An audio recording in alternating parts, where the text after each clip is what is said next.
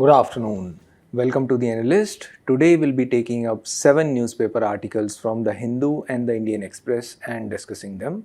The handout for the same will be available in the description of this video for your kind perusal. Please have a look at that. The first article that we'll take up is a perspective on terrorism in Kashmir in wake of the Pahalgam terrorist attack, where we'll analyze the causes, approaches and theories to deal with it. The second article is related to judicial despotism, as a write-up has appeared in the Hindu regarding the same. Additionally, we'll take up 5 articles in the simplified which will help you in your prelims and mains preparation. Now, the first article is related to terrorism in Kashmir. The context behind it is the recent terrorist attack which happened in Pahalgam, where the innocent civilians and tourists were shot dead by a few terrorists. We will try to understand the role of Pakistan in this terrorist attack, the reasons behind the terrorist attacks in this region, the approaches to deal with terrorism, and a few suggestions in this regard. This is important in GS3 under the topic role of external state and non-state actors in creating challenges for India's internal security. First, let's have a brief overview regarding the Pahalgam terrorist attack as well. The terrorists, they were dressed up in the military attire. They started mingling with the civilians and tourists there. They started asking their names, and then they started singling out men and starting shooting them dead. They asked the religion, they asked people to recite kalma, and who did not profess the Islam religion, they were shot dead. They were singled out by the terrorists and they were shot dead by them. This was a cowardly and brutal attack. Now there are allegations that Pakistan has a direct support, a direct role as well as the sponsorship of these terrorist attacks. Now why does Pakistan do it? Its economy is in shambles. Its military is always fighting for relevance. The earlier military chief of Pakistan, General Qamar Javed Bajwa, he was a more pragmatic person and he wanted peace rather than continuous aggressive stance. Whereas the current military general chief of Pakistan, Asim Munir, he is having rather radical opinions and has a rather aggressive posture. Now, why does Pakistan seek relevance? Because its economy is going down. Earlier, it had the leverage with respect to USA also. When USA was involved in Afghanistan, it was present in Kabul. That time, it needed the support of Pakistan. But post 2021, when USA pulled out of Kabul, out of Afghanistan, that leverage of Kabul is no more there with Pakistan. Therefore, it does not have the tacit or indirect support of USA. Likewise, the Gulf states, they used to bail out Pakistan. They bailed out the economy of Pakistan multiple times in the past, but now they are also fatigued because there are no significant returns from investing in Pakistan by them. Likewise, China's patience is running out. China was seen to be an all-weather friend of Pakistan. It was supporting it because it wanted access to the Indian Ocean. It invested in Pakistan, for example, the China-Pakistan Economic Corridor, the investments through the Belt and Road Initiative. But Pakistan ditched China also. It went back on its promises. For example, there is corruption, inefficiency in Pakistan. Also, the projects in which China is investing, they are also stalled in Pakistan. Even the security promises which were given to China from Pakistan, they were also broken. For example, Chinese engineers in Pakistan were killed by the Baloch. Likewise, Taliban regime which is there in Afghanistan right now, it is not a client state of Pakistan. When the Taliban regime came into power in Afghanistan, Pakistan thought that now we will get strategic depth against India. But rather than gaining that, they are now experiencing a security nightmare rather, because Taliban regime has increased the security vulnerabilities of Pakistan itself. Likewise, the western border of Pakistan, that is Pakistan-Iran border, that is also restive. There are instabilities along that region also. For example, missile strikes being conducted by both the countries in each other's areas, saying that they are harboring terrorists. Likewise, the shooting dead of the migrant workers in the Iranian region. Now, how do we explain these terrorist attacks? What is the rationale, the motive behind these? How can we identify the cause behind these? Because the terrorists, they are just the puppets. There must be some handlers behind them. There must be some motives which they are able to exploit, and they are able to radicalize the people who are eventually turning into terrorists. For that, we need to understand a few theories proposed by a few scholars. Some of them are particularly applicable for the Kashmir region also. For example, the social learning theory, general strain theory, rational choice theory, and the social identity theory. Let's discuss all of them. One of them is the frustration aggression theory. It was proposed by Dollard and initially and then Berkowitz. As per this theory, terrorism is the political violence. The violence is caused through aggression. That aggression is caused by frustration. Why frustration? Because of unfulfilled goals, unfulfilled aspirations, unrealistic expectations, which leads to frustration. That frustration is put out in the form of the violent behavior, the aggression, so that terrorism is the displaced aggression due to frustration. Another explanation is the social learning theory. That is, the terrorists, they learn through imitation, they learn through observation. They learn by looking at the actions of the other terrorists, they imitate them, and they get the positive reinforcement regarding that. They get the reward if they imitate their actions, which leads to more and more people getting radicalized and becoming terrorists. Likewise, another theory is the narcissistic race theory. That is, people who have the narcissistic tendencies, they have a grandiose self-image, but they are deprived from the reality checks, which leads to them having rage, anger, and aggression because their goals are blocked. Therefore, that narcissism also leads to aggression and ultimately to the terrorist tendencies. Another theory is the authoritarian personality theory. As per this, if the child rearing practice is not democratic, if the culture is authoritarian, the harsh upbringing will lead to the individual becoming intolerant. The individual will become conservative in his opinions, which leads to higher probability of him becoming radicalized and ultimately becoming a terrorist. Another theory is the general strain theory. This is also applicable in the context of Kashmir. For example, there are allegations that there is unjust strain. That strain is caused by some special laws, for example, the Armed Forces Special Powers Act, or the perceived injustice caused by the security forces. All of these are perceptions and all of these are allegations only. Likewise, another theory is the relative deprivation theory. As per this theory, there is a perceived deprivation. That deprivation may not actually be there, whether it is political, economic, or social. That deprivation may not be there, but that perception is built and people are radicalized, and vulnerable people easily fall prey to such radicalization programs and they become terrorists. Likewise, another theory is the rational choice theory. The rational choice theory says that the choosing of terrorism, the terrorist actions, they are logical choice made by the terrorists.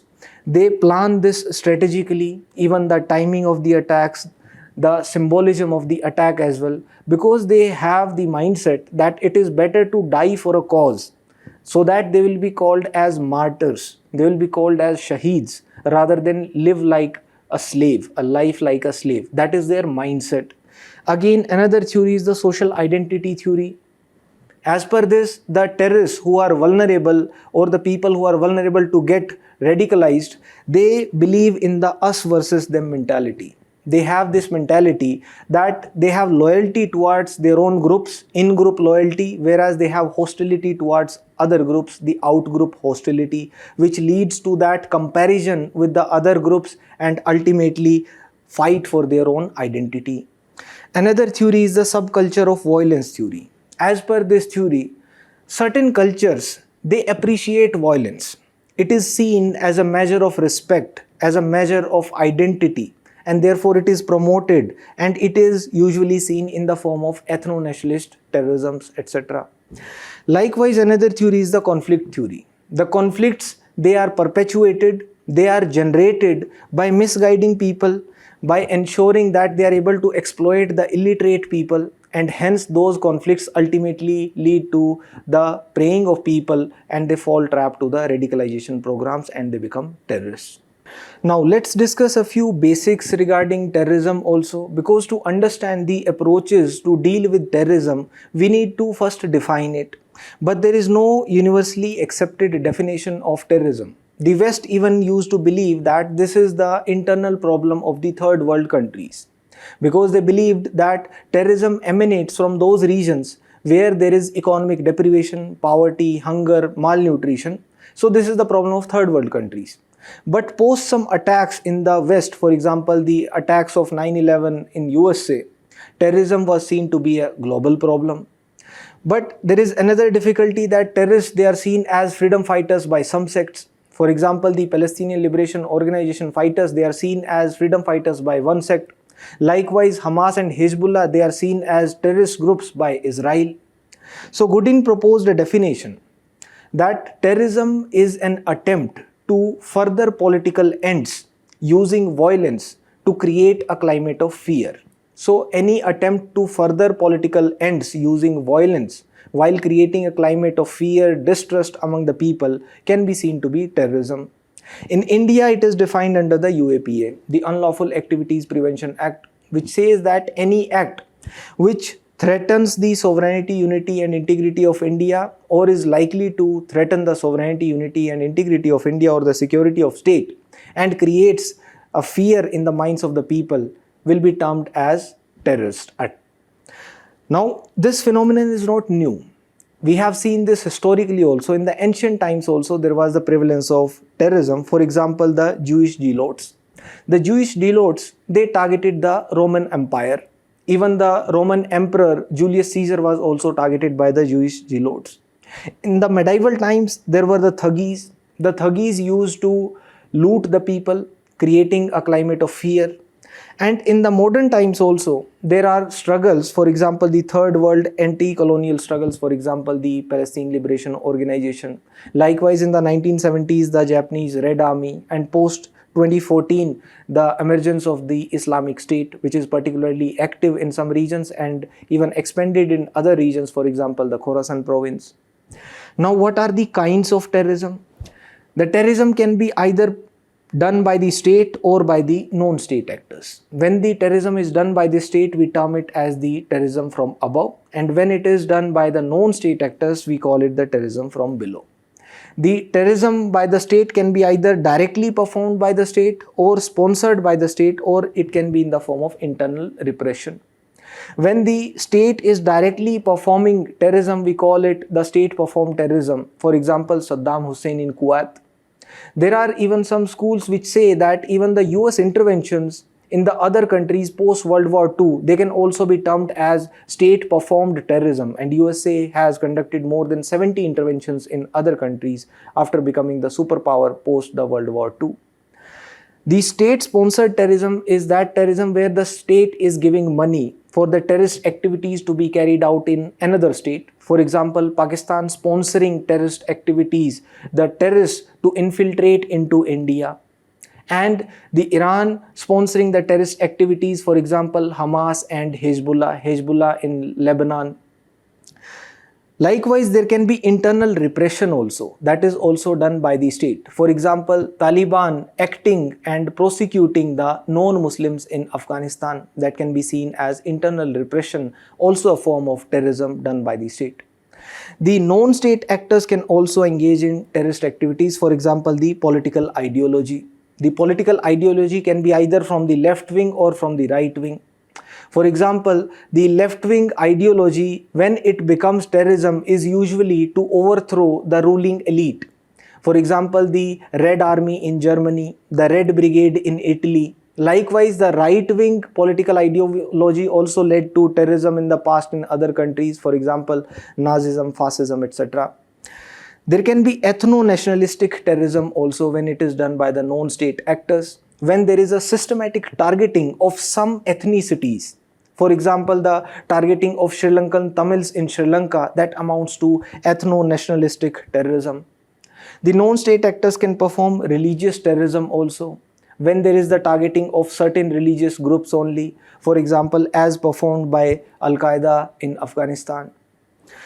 There can be bioterrorism as well. That is the usage of biological weapons. For example, the release of nerve gas in the Tokyo metro in 1995.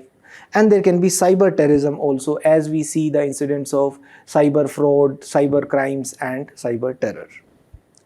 Now coming to the models to counter the terrorism, there are 4 models chiefly through which we can counter terrorism: the intelligence model, the war model, the criminal justice model and the expanded criminal justice model. The intelligence model sees terrorism as a security threat. And since it is not a law and order problem, since it is not seen merely as a crime, it is seen as a security threat.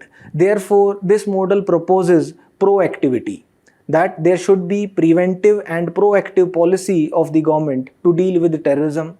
And since it is proactive and preventive, therefore some special laws are needed to tackle the terrorism. And since there are some special laws, the civil liberties may also be compromised, since we are going the preventive way through the intelligence model to counter the terrorism. Another model is the war model. The war model is both preventive as well as reactive. It also sees terrorism as a security threat, and the civil liberties therefore can also be compromised in this model. Another model is the criminal justice model. This sees terrorism as a crime. Since terrorism is seen as a crime, therefore the rule of law must be upheld. When the rule of law is protected, then the civil liberties must be protected even for the terrorists also. And there must be the following of the due process of law to counter the terrorism also. Then there is the expanded criminal justice model. As per this model, terrorism is seen more than just a law and order problem. This is not merely a law and order problem. Therefore, there can be special laws also which can be enacted to deal with terrorism. Therefore, there can be to an extent a violation of the civil liberties as well. When we talk about India, we use both the expanded criminal justice model as well as the intelligence model to counter terrorism. Now, what are the approaches to deal with it? One, we need to ensure that there are legal provisions put in place to prosecute the terrorists. Initially, we had the TADA and POTA, the Terrorist Activities and the Disruptive Activities Act and the Prevention of Terrorism Act, but they were repealed. Now we have the UAPA, that is Unlawful Activities Prevention Act. There can be the organizational approach, setting up of specific agencies to deal with terrorism only. For example, the setting up of the NIA after the Mumbai attacks in India. The military approach says that we can deal with them both domestically and internationally with the collaboration with other countries. Domestically, we deal with the terrorism through the anti-money laundering and counter-insurgency and counter-terrorist operations. And internationally, we seek collaboration with the other countries. We send our peacekeeping forces also, for example, Indian peacekeeping forces in Sri Lanka and other countries, the surgical strikes, the hot pursuits. Therefore, that helps in dealing with the terrorism when the terrorists cross the international borders also. Another approach is the financial approach, that is dealing them a blow where it hurts. For example, striking at the terror funding, and to ensure that fake currency is also checked, there is the Terror Funding and Fake Currency Cell. There is the Foreign Exchange Management Act and its amendments, and the Anti-Money Laundering and Counterfeit Currency Guidelines, and the compliance with the FATF guidelines as well. Internationally, we have the collaboration with other countries as well as the conventions also, international conventions for the suppression of terrorist bombings, financing of terrorism and the acts of nuclear terror as well. Now, what suggestions can we give to deal with the menace of terrorism? First, we need to define it. There has to be a comprehensive definition so that there are no misinterpretations, there are no misgivings regarding this. And then we need to identify the root cause behind it. The root causes in different regions can be different. Therefore, we need to identify whether it is due to economic deprivation, poverty, hunger, access to basic needs, etc., or it is due to the lack of access to the governance institutions, the lack of political representation, etc., why people are getting radicalized. Likewise, we need to ensure that there is international cooperation through the diplomatic measures, signing of more extradition treaties, the information sharing across borders so that we can pursue the terrorists who conduct attacks in India and then they go find safe havens abroad. We can explore the signing of the Comprehensive Convention to Counter Terrorism also, which is proposed by India, and we can set up the National Counter-Terrorism Council as well, as is done in USA. We should give the anti-terror training for the armed forces also. Apart from setting up the specific anti-terror agencies, we can give more emphasis upon the public campaigns, as the community needs to be involved in countering of terrorism, and the community involvement will ensure that there is information sharing by the community, by the society to the anti-terror agencies, for example through the putting of neighborhood watch or by installing internet imams, as is done in Singapore. Now there is a means practice question as well. Terrorism in Jammu and Kashmir has remained a persistent internal security challenge for India. Examine the key causes behind terrorism in the region. Analyze the approaches adopted by India to counter terrorism and suggest a multi-pronged strategy for a sustainable solution. Please try to write it. Now the next article is related to judicial despotism and judicial activism. The context behind it is that a series of recent Supreme Court judgments have been criticized by certain quarters. A write-up has appeared in the Hindu regarding the same. So we will discuss the issues related to judicial activism, the practices around the globe which are there in the other countries comparing with the Indian judicial activism. This is important in GS2 under the topic Structure, Organization and Functioning of the Judiciary. As per the doctrine of separation of powers, the three organs of the state, judiciary, executive and legislature, they should function in their own domain. They must not usurp the powers, the functions of the other organ. Otherwise, it may lead to one organ becoming dominant in the state. There must be a system of checks and balances. Therefore, the legislature should legislate. The legislature should enact the laws. The executive has to implement them. The policy decisions are usually taken by the executive, whereas the function of the judiciary is not to legislate. The judiciary ought not to give policy decisions. The function of the judiciary is to interpret the laws.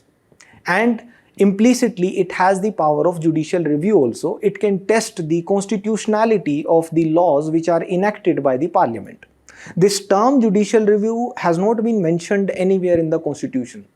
This term, judicial review, is implicitly having the constitutional basis through Article 13. As per Article 13, the judiciary can strike down any law if it is violating any of the rights which are guaranteed by Part 3 of the Constitution, that is, any of the fundamental rights. So, the judiciary can exercise this power of judicial review to strike down any laws which are unconstitutional. It can entertain the writs also through Article 32. The writs of habeas corpus, mandamus, prohibition, certiorari, quo warranto can be filed in the Supreme Court through Article 32 to ensure enforcement of the fundamental rights, and in the High Courts also through Article 226.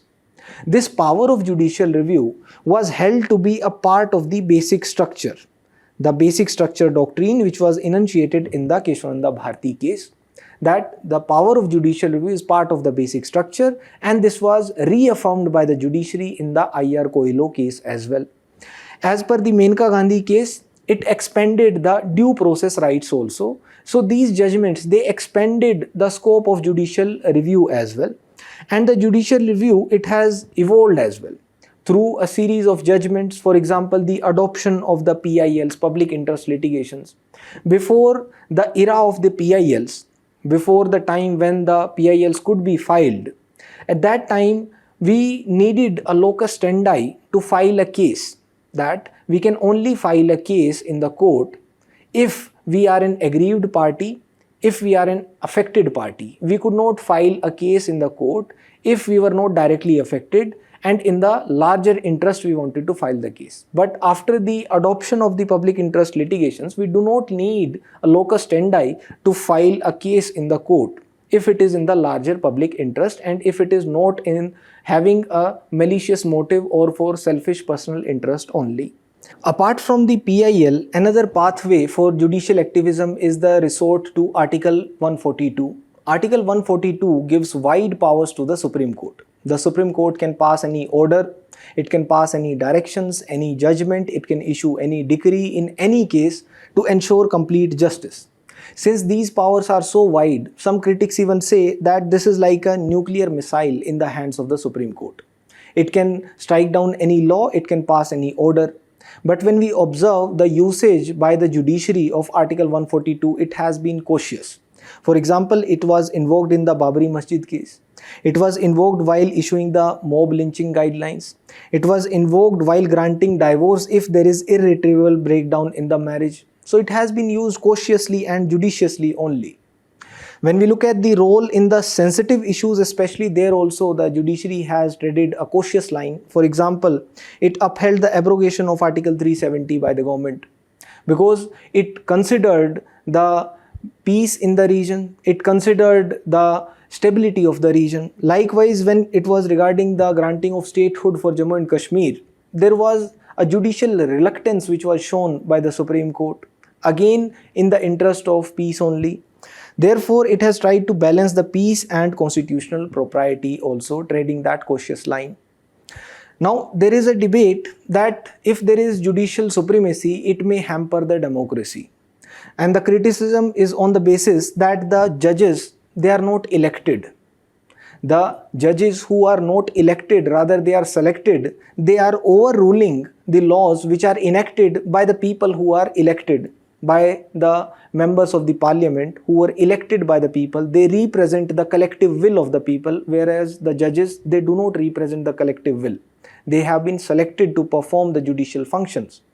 But we can rebut that, saying that ultimately it is the constitution which needs to survive. Constitution is the law of the land, and the parliament also cannot throw out the constitution. The parliament may be formed through the transient political majorities. The majorities in Lok Sabha, they come and go.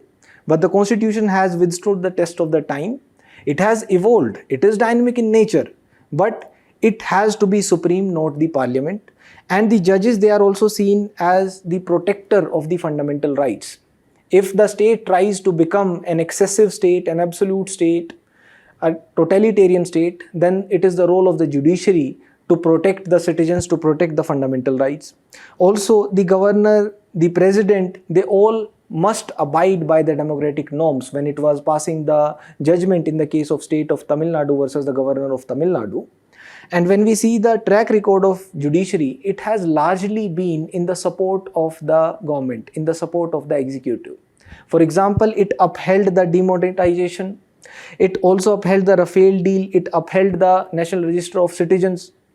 And it rejected the same-sex marriage. It also imposed strict conditions on bail. So largely, the decisions given by the judiciary, they have been in line with the executive stand only. Now, let's also have a look at the judicial activism in the other countries. When we discuss the judicial activism in the United States, the judicial activism there led to the judiciary giving itself the power of judicial review. In the Marbury versus Madison case, the Supreme Court of the United States held that it has the power of judicial review. Therefore, it can strike down the unconstitutional laws if enacted by USA. Likewise, in the New York Times versus US case, the Supreme Court of the United States upheld the press freedom, the right to press freedom there. The New York Times had gotten access to the secret government records, the Pentagon Papers, which exposed the involvement of USA in the Vietnam War. But the right to press freedom was protected through judicial activism in USA. Another famous case is the Roe versus Wade case in USA. There it was held that right to abortion is part to right to privacy itself. Likewise, judicial activism in Australia has ensured that the rule of Marbury versus Madison is treated as an axiomatic rule there. There is no explicit Bill of Rights in Australia. It functions on the basis of the common law conventions principles. But in Australian Communist Party versus Commonwealth, the Australian court had observed that the rule of Marbury versus Madison shall apply. And there is the debate in the Australia also regarding the Dixonian legalism versus the Mason court activism. Dixon was the proponent of judicial restraint, whereas Mason used to argue for judicial activism, and hence judicial activism is there in Australia as well. When we look at the UK, UK experiences a limitation upon the judicial review because of the parliamentary sovereignty. There, the Human Rights Act was enacted. It enhanced the judicial protection of the rights. And the courts there, they interpret the laws liberally. They balance the common law principles with the statutory interpretations. When we look at the judicial activism in Canada, before the Charter of Rights was enacted in Canada in 1982, the focus of the judiciary was on the federal disputes. It was active regarding the federal disputes, but after the Charter of Rights and Freedoms was enacted, the protection of the rights and freedom was done more proactively by the Supreme Court in Canada, and they see the Constitution as a living tree. The interpretation of the Constitution in Canada is dynamic, and they believe also that the Constitution is like a living tree, a living document. The judicial activism in France is also observed. For example, there is the setting up of Constitutional Council. The Constitutional Council is a non-judicial body actually. It reviews the legislations before they are enacted. There is limited post-enactment legislative review, but before the enactment itself, there is the Constitutional Council which reviews it. And the activism we can observe through the interpretation. For example, they have expanded the protection of the rights, the right to free speech, etc. Likewise, we can observe the judicial activism in Israel as well. In Israel, there is the judge-made Bill of Rights, for example, the free speech, the freedom of press, etc. The judiciary in Israel usually is a little reluctant related to the security matters. It defers those matters, but it is active regarding the protection of the civil rights. Now, what are the issues related to judicial activism? Fundamentally looking, the concept of judicial activism hampers the spirit of Constitution. How? Because it goes against the doctrine of separation of powers. As per the doctrine, all the organs, they must function within their own domain. If any one organ is overstepping its mandate, it violates the separation of powers. And if judiciary is too much active, judicial activism may lead to the violation of the separation of powers. Also, since the judges are not elected, they are selected, it may lead to a tyranny of the unelected, because the parliament may enact any law, but the judiciary may strike it down saying that it is violating the basic structure doctrine, or it can term it as unconstitutional itself. Also, the judges, they can have a personal bias, a personal agenda also, and if there is judicial supremacy, which can be the end result of too much activism, then it will not be a good sign for our democracy. Also, the judiciary currently enjoys immense public trust, especially the higher judiciary, the high courts and the Supreme Court of India, that it is one of the most trusted, legitimate institutions in India, and if it starts interfering in every matter, the public trust may be eroded. And it also has the lack of expertise. It cannot enter into all the domains, it cannot give judgments like an expert in all the domains, and therefore it should exercise restraint, and already the judiciary is overburdened. The number of cases pending in India is already too much, therefore it first needs to ensure that the case clearance rate is improved and there is the clearing of backlogs, and judicial restraint should be seen as the golden rule. Now, there is a mains practice question also. Judicial activism has played a crucial role in shaping India's constitutional democracy, yet it raises concerns about judicial overreach and separation of powers. Discuss these concerns. Compare the Indian approach to judicial activism with that of the other major democracies. Please try to write it. Now, the next article is related to the suspension of Indus Water Treaty. India has suspended this treaty after the Pahalgam terror attack. This is important in GS2 under the topic India and its neighborhood relations. Before coming to the article, let's have a look at the map of Indus river system. This is Indus. The tributaries of Indus include Jhelum, Chenab, Ravi, Byas and Satluj, including Shyok, Gilgit, Kurram, Kabul, Kundar, Jhob, Soham, etc. Now, the Indus Water Treaty was signed in 1960 in Karachi. As per the Indus Water Treaty, India had the unrestricted usage rights of the eastern rivers. The eastern rivers mean Ravi, Byas and Satluj, whereas Pakistan had the access to the waters of the western rivers, that is Indus, Jhelum and Chenab, although India could build run-of-the-river hydroelectric plants on the western rivers as well. There is no exit clause from the Indus Water Treaty, that is, it cannot be unilaterally terminated, but India has suspended it.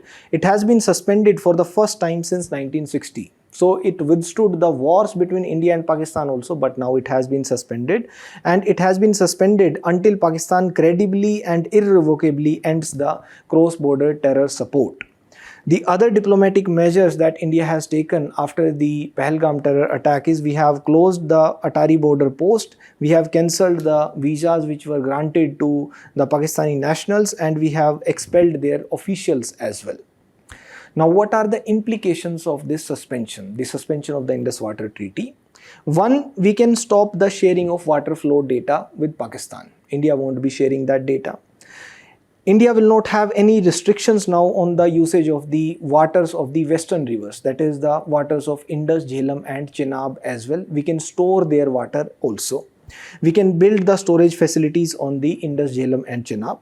We can halt the inspections which were done by the Pakistanis of the Kishan Ganga and Ratle hydro projects, since under the Indus Water Treaty, only run-of-river hydro power plants were allowed to be set up on the western rivers. But we will not be able to immediately stop the water from flowing to Pakistan. We will have to build the storage facilities, the reservoirs, etc. Now, can Pakistan go for a legal recourse? There is no direct arbitration which is available regarding the suspension of the treaty by India.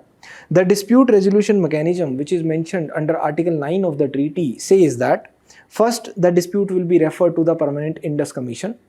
If the dispute is not resolved by the commission, then the matter can be referred to a neutral expert who will be deciding that matter. But if that is also not able to solve, then the matter can be referred to the Court of Arbitration.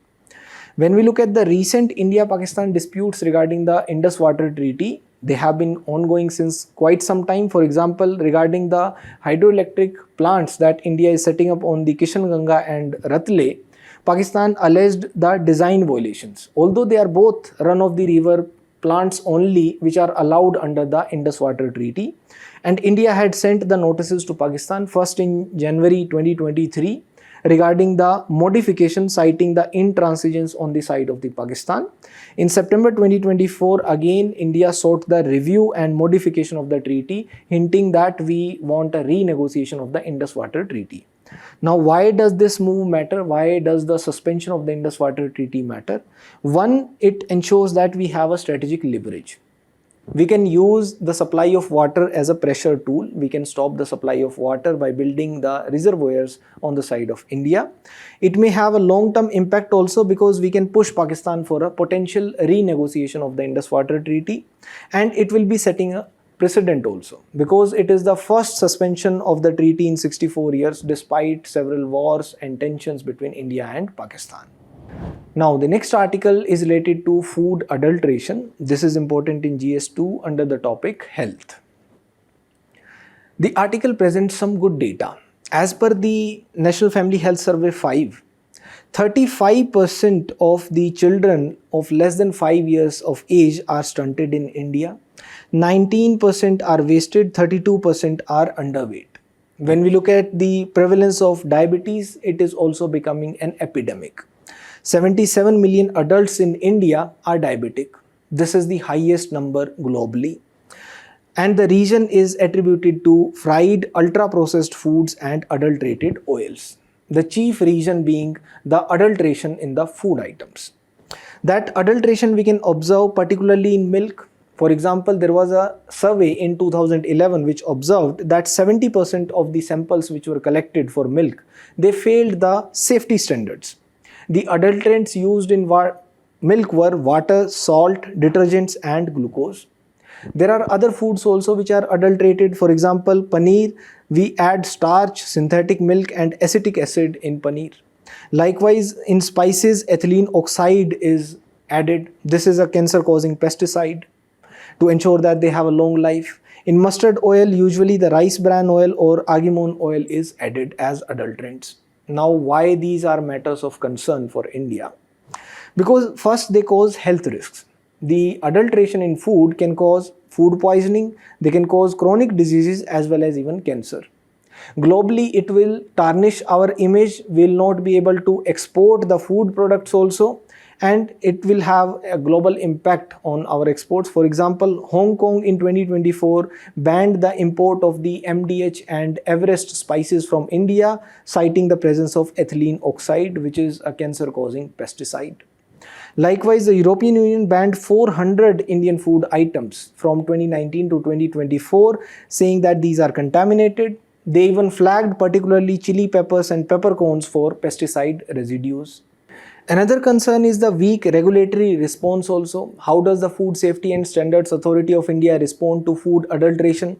It conducts raids, it collects sample tests, it even cancels the license of those food industries which are not adhering to the standards and safety guidelines. It advises citizens to check the labels and eat homemade food. So that way it is shifting the responsibility from the state to ensure that the adulteration should not be done to the individual citizens, that you should eat homemade food and you should check the labels. But how will the poor and uneducated people check the labels? So we need more reforms. What reforms are needed? We need a stricter enforcement, a uniform implementation of the Food Standards and Safety Authority of India guidelines. We need to upgrade the testing infrastructure.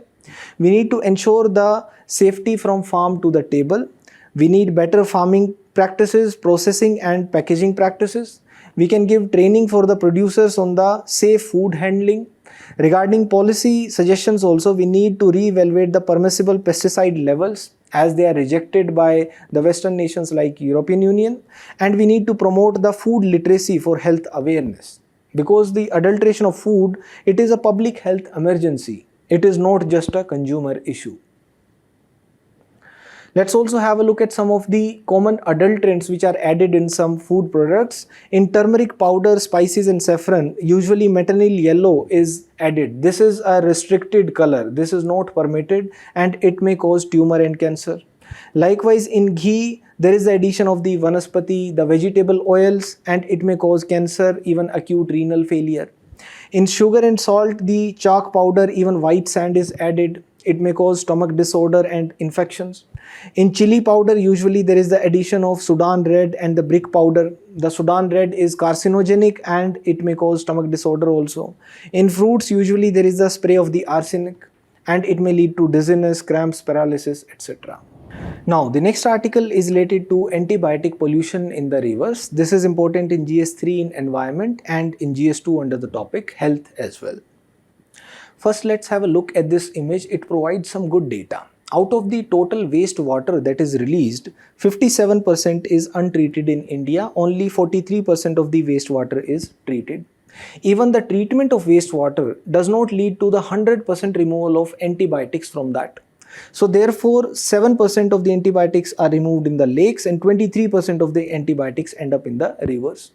The antibiotic pollution comes from the manufacturing sector especially. For example, the wastewater discharge, it contains the residual antibiotics, it contains the active pharmaceutical ingredients also, which leads to the development of the drug-resistant bacteria in the wastewater streams, which further causes the antibiotic resistance. Also, the solid waste which is dumped, it is also left untreated, again leading to the spread of the antibiotics in the environment. The leaks and spills which are unintended, they also contain the presence of the antibiotics, the residual antibiotics. Sometimes during the rains, there is runoff of the antibiotics from the waste, from the landfills, etc. And there is poor recycling and poor treatment mechanisms to ensure that the antibiotics are removed from the solid waste as well as the wastewaters. Now coming to the article, 80% of the total length of India's rivers are at a risk. They are at the risk of causing antibiotic pollution and further spreading antibiotic resistance. And it is not only India which is vulnerable. The study has noted that Nigeria, Ethiopia, Vietnam and Pakistan are also particularly vulnerable to antibiotic pollution from the rivers. The antibiotics, they are not completely metabolized while they are passing through the body. Some of them are still there in the waste residues. They are nor completely destroyed or removed by the wastewater treatment facilities also. Therefore, 1/3 of the antibiotics, they enter into the world's rivers. 11% of them enter into the oceans and lakes. There are some high risk areas. The high risk areas are those areas where the antibiotics are readily available without prescription, where they are sold over the counter. Even the Schedule H drugs are sold over the counter at times, which need actually a clinical prescription. Likewise, it is also prevalent in those areas where it is used as a preventive measure also. And the human consumption of antibiotics has increased by 65% between 2000 and 2015. The major contribution of the antibiotic pollution comes from the three drugs amoxicillin, ceftriaxone and cefixime, which is the most prevalent antibiotic which is polluting the rivers, which is used to treat the bronchitis. Now, the next article is related to digital public infrastructure. This is important in GS2 under the topic governance.